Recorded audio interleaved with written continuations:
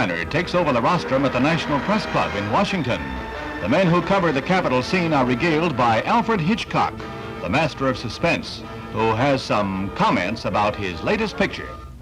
For over 30 years now, I have been indulging in the occupation of raising goose flesh domestically and in England. I have only recently completed work on the latest picture. The title is quite short, just 2 words. There were 3, but we cut the first word for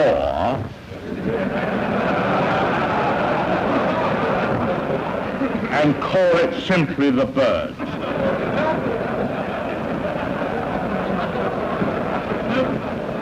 Naturally, most of the actors in The Birds are. In fact, I have employed more feathered performers than have been seen since fan dancing went out of style. The cast also includes a few men and women.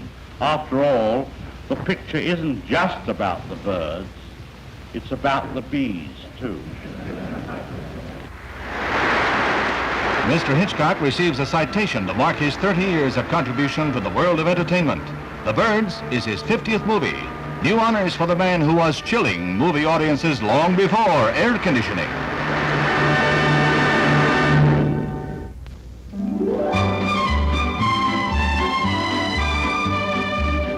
At Universal City in California, they prepare for the start of a unique pigeon derby across the U.S.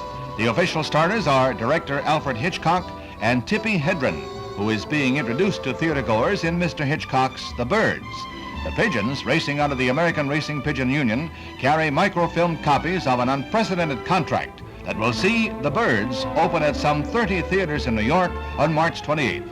Pigeon clubs in 27 cities are participating in the relay race with 6 pigeons in each relay team. There are trophies for the winner of each leg, and it will take 15 days to complete the race.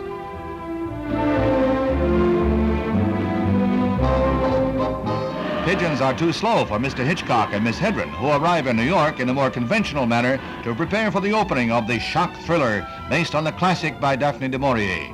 The well-trained Raven has a part in The Birds, but we think it's going to be Tippi Hedren who'll draw the crowds.